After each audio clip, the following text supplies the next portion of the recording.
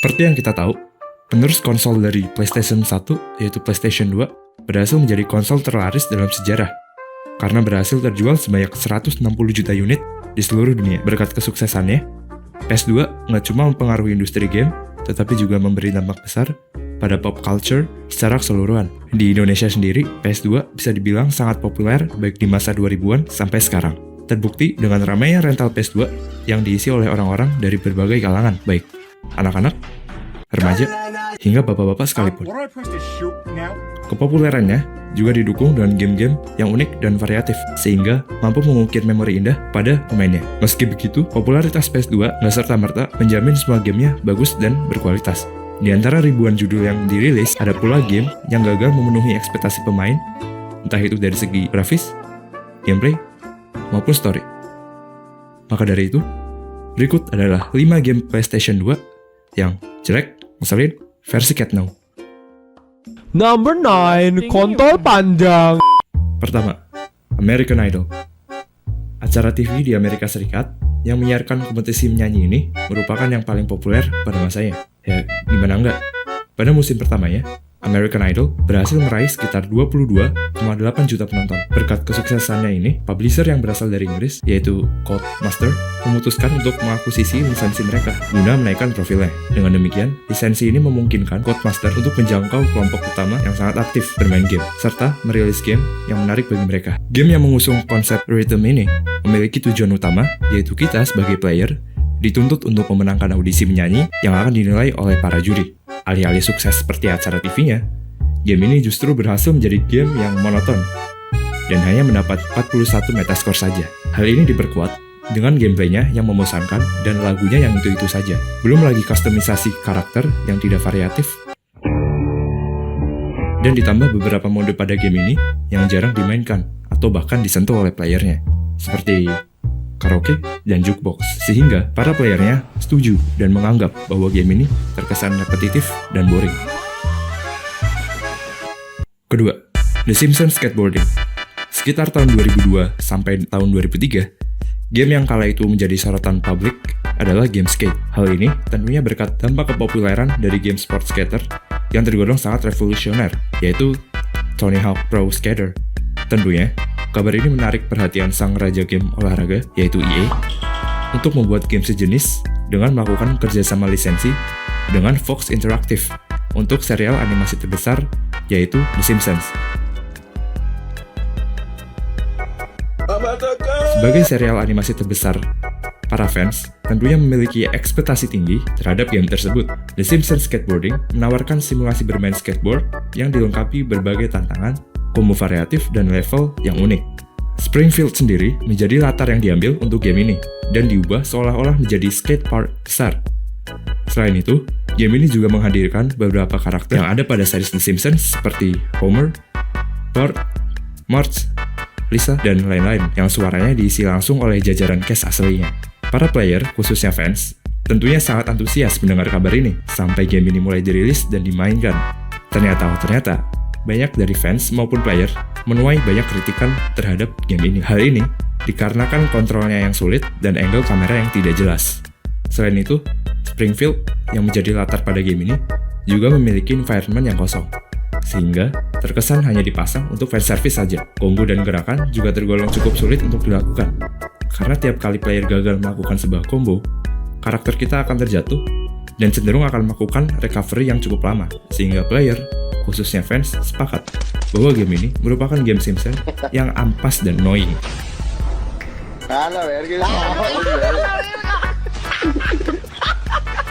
3.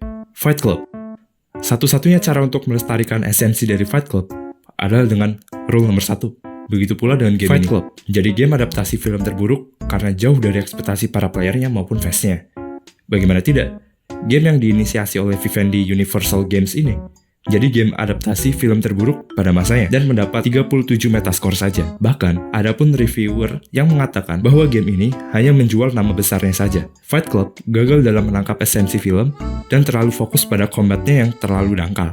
Coba kalian perhatiin sendiri tuh, gerakan animasi yang kaku, kombonya yang monoton, bahkan cutscene-nya aja nggak pantas disebut cutscene. You get to Miami. Go Nggak cuma itu, kalau kalian perhatiin karakter pada game ini, masing-masing dari mereka literally hampir nggak ada ciri khas sama sekali. Setiap karakter yang terjun ke arena berasa sama semua. Kecuali buat dia by the way.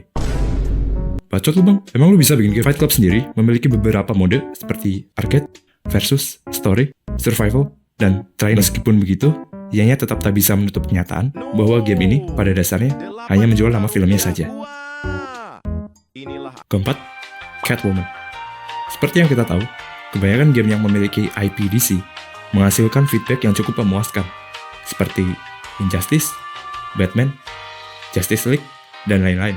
Namun berbeda dengan Catwoman yang kali ini akan dibahas. Game hasil garapan dari Argonaut Games ini dirilis bersamaan dengan filmnya yang dibintangi oleh Halle Berry. Warner Bros. Sendiri selaku pemegang IP Catwoman sengaja berniat menjadikan game ini sebagai tie-in untuk mendukung pemasaran filmnya dan menunjuk EA sebagai publisher sekaligus penentu jadwal rilis untuk gamenya. Pada first look-nya, ternyata cukup mendapat feedback yang positif. Banyak dari kalangan pecinta superhero maupun komik yang antusias bahkan memujinya karena terlihat optimis dan menjanjikan. Story dari game Catwoman mengikuti alur dari filmnya. Pada gamenya sendiri menyediakan sekitar 23 level yang mayoritas latar tempatnya sama seperti di film. Sebagai genre third-person action adventure, Catwoman menggunakan dynamic camera angle guna mendukung combat dan aksi akrobatiknya agar terlihat estetik dan mewah.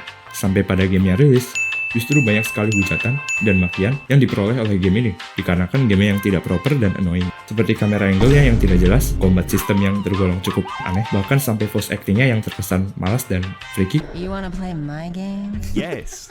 Yes, we do want to play your game. Kelima, The Little Britain, the video game.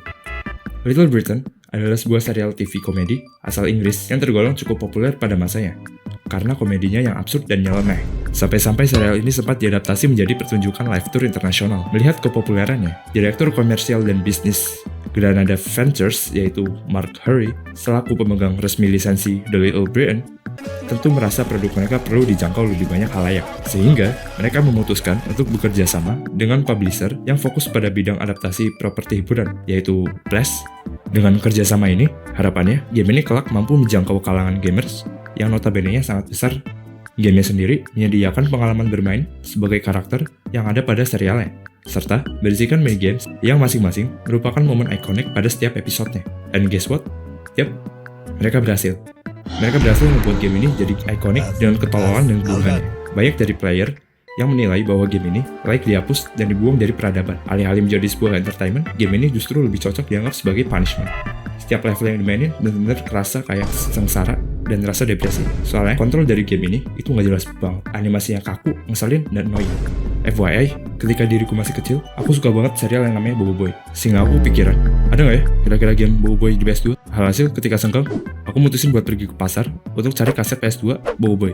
Ketika sampai, aku nemu kaset PS2 yang covernya Bobo Boy. Ya, you know lah, masih kecil.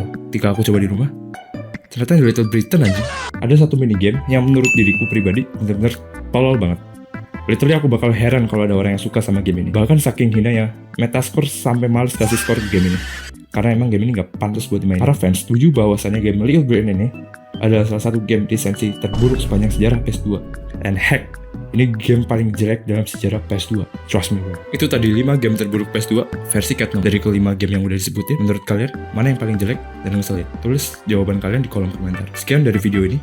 Jangan lupa like, subs, dan komen supaya bisa bantu channel ini buat berkembang ke depan-depannya.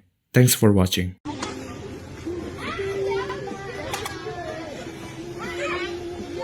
Ih, kayak aso.